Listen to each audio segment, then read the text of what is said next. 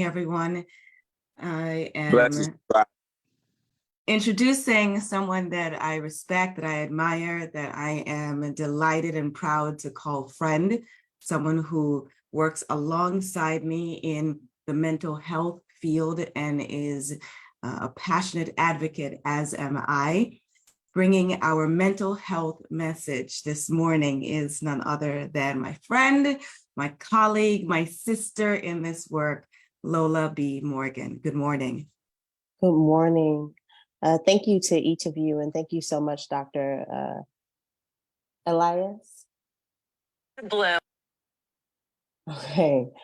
Ailes. Thank you. Ailes. Thank Yes. you. Thank you, Dr. Ailes, for that wonderful message. It is a blessing to be here amongst each of you to talk about ways to achieve emotional and mental freedom. My name is Lola B. Morgan. I am the owner and founder of A Griot's Corner LLC, where we offer support, tools, and resources to guide communities to emotional and mental freedom. I believe that community will take us far. Community has taken us far in our lineage, in our history, and in our lives. But it is very important to be aware of what we are going through in order to be able to help one another, in order to be successful emotionally, mentally, physically, spiritually.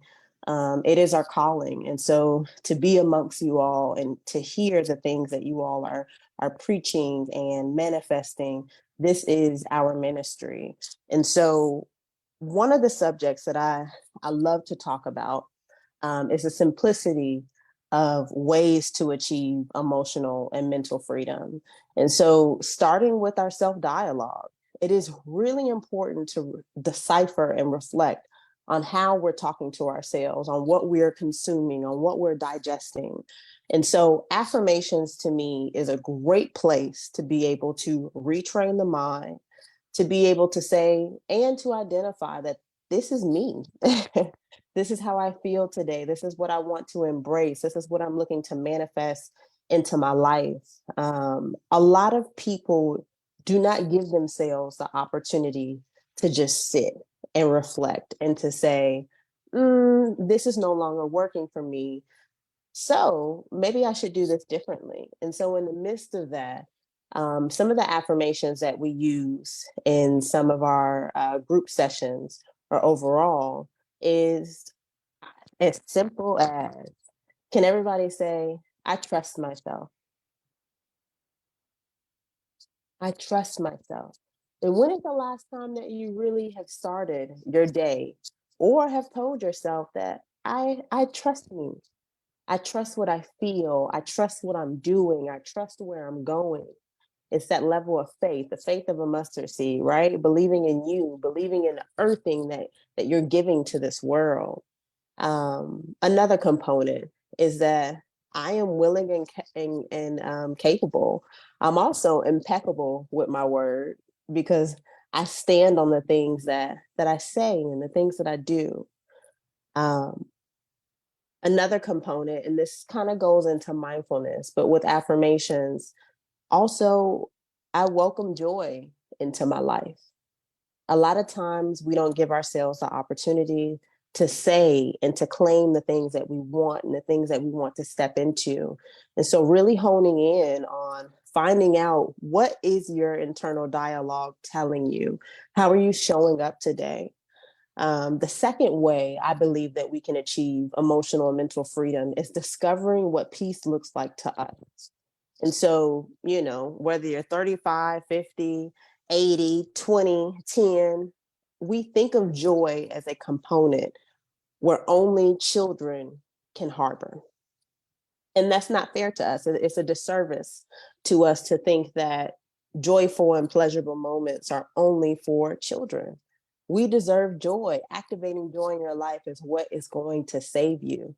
It is it is a catalyst for peace. It is your recipe for peace. So this peace of mind, if I could ask you to do anything this week, it is to ask yourself, what does peace look like to me? At times, peace can be found in community. Peace can be found in quality time. But most importantly, peace is also found in connection and commitments to ourselves.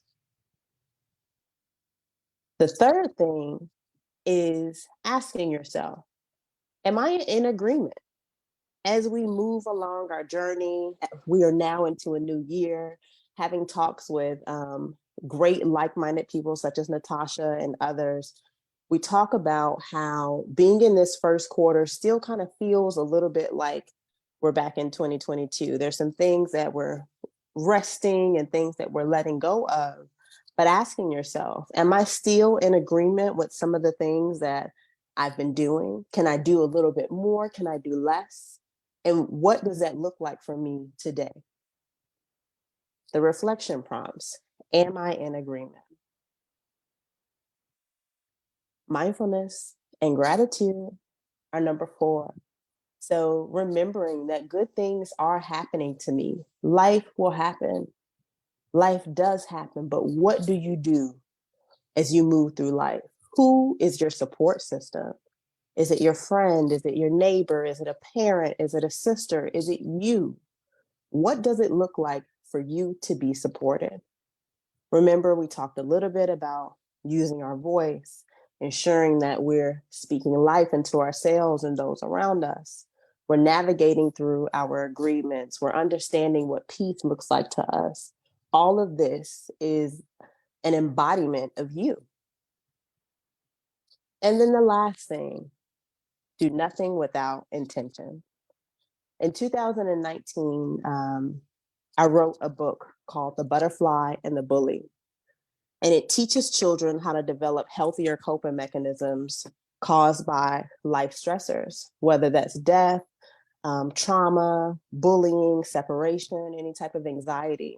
And in that book, at the back, we have some exercises and we talk about doing nothing without intention, meaning that if you were going to show up in this world, if you were going to be impeccable with your word, what are you claiming?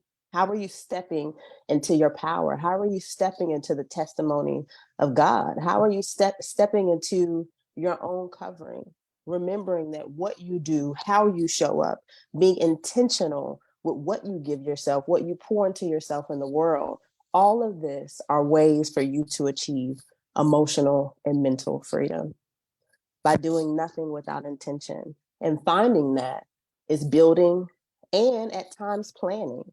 What does that look like, to you, and allowing it to flow? None of this has to be a rushed effort because sometimes, like I said before, we don't take the time to be able to navigate through these stages. And that's exactly what it will be for you. Also, allowing yourself to understand your agreements and your dialogue and your intentions is a roadmap of clarity and gaining more direction. It also allows you to become a bit more aligned. So that way you aren't bothered or moved in a negative way to say that, wow, this isn't working for me, but I don't know why. This will allow you to make clearer decisions that are in more alignment and in tune with what you need in this moment today, not yesterday, not 5 years ago, not 10 years ago, but what it is that you want that actually brings you joy and peace. And so it is my mission as I walk on this earth, and for when I am not here, to be able to leave tools that allow people to feel strengthened, where they understand and they can identify what they are experiencing in order to seek the help they need and that they desire. And so I thank you so much for allowing me to speak with you all today. I'm going to drop some of my information below. I told you a little bit about my for-profit, which is A Griot's Corner. I'm so blessed to say that in August of last year, I was able to establish a nonprofit, a 501c3, where we work on wellness coaching and also providing some tools for grieving families. And so I thank you for the work that each of you all do, and I look forward to seeing you all on the 20th. My question for you before I exit is, what has this conversation left with you? What resonated most with you? Thank you so much, Lola. Don't leave yet.